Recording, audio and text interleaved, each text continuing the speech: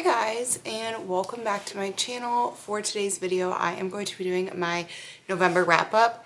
This is going to be a pretty quick wrap-up because I only read 4 books this month and one of them was a novella.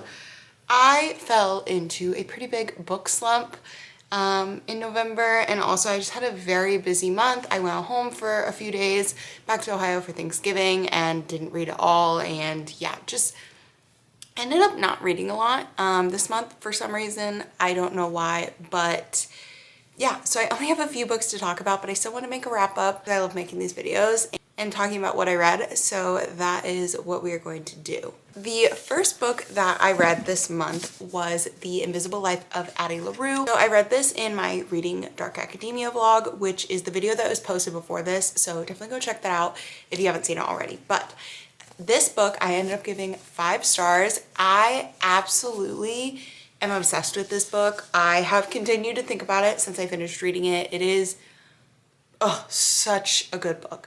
So this is about Addie, and she was born in the late 1600s, and in the year 1714 she's about to be married off. She doesn't want to be. She kind of just wants to like live her life, and she has all these dreams and aspirations of things she wants to do, and she ends up making a deal with the night, which is like the nighttime essentially, that she will live forever, but in exchange no one is ever going to remember her. So the next day she wakes up and no one remembers her. Her family doesn't know who she is. Then you follow her for the next 300 years and kind of see how that has impacted her life. No one remembering her, but she has continued to live. And then you flash forward 300 years into 2014 and kind of just follow her life from there. It is so good. Like, this book made me cry. The quotes in here are absolutely incredible. If you have not read this book yet, please do, because it is so amazing. Like I said, the end had me tearing up. It was just so moving. I feel like there's such good messaging and lessons in there. The writing is absolutely gorgeous, and I just love this book so much. Next up, I read Listen for the Lie by Amy Tintera. I had actually wanted to read this in October because it is a thriller, but I didn't get around to it, but I still really wanted to read it. But this is about Lucy, and 5 years ago, she was found covered in the blood of her best friend who had just been murdered, but they weren't able to put it together if she was the one that actually murdered her, and she basically ended up getting away with it because she didn't remember anything. She had no recollection of the evening, no recollection of what happened, how her best friend was murdered, any of that.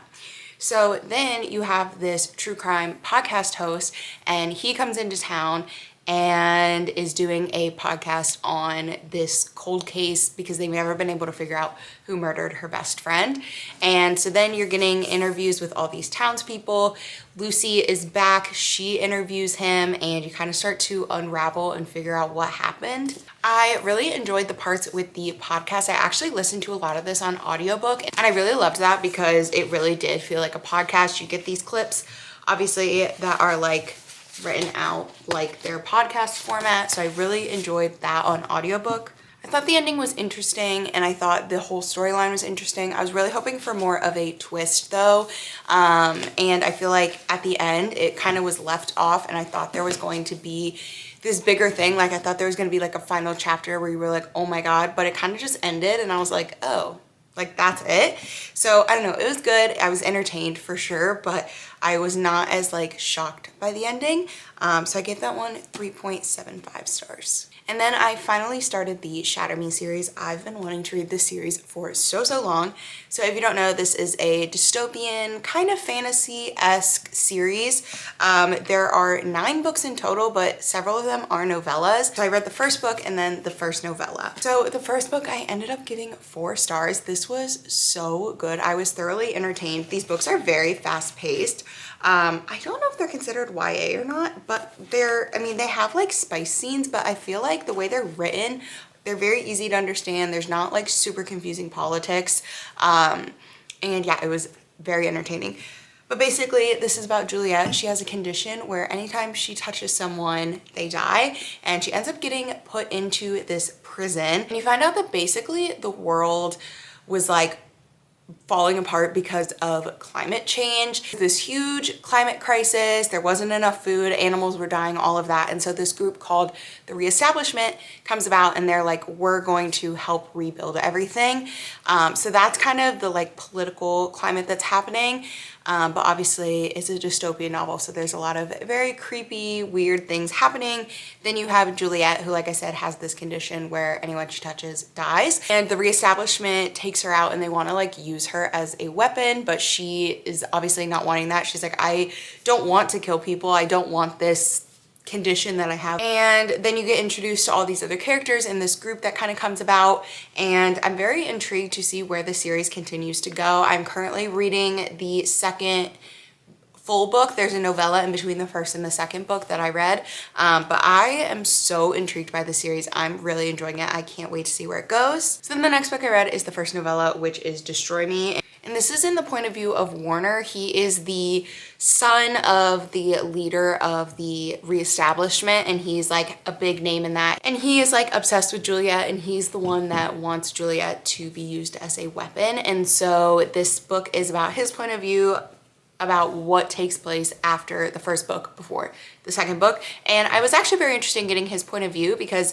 you kind of come to understand his character a little bit better. It was a very short novella. I wouldn't say that it had a ton of like plot to it, or I feel like if you didn't read it, you could probably still continue on with the series. Like, I don't think you need to read the novellas, but I want to.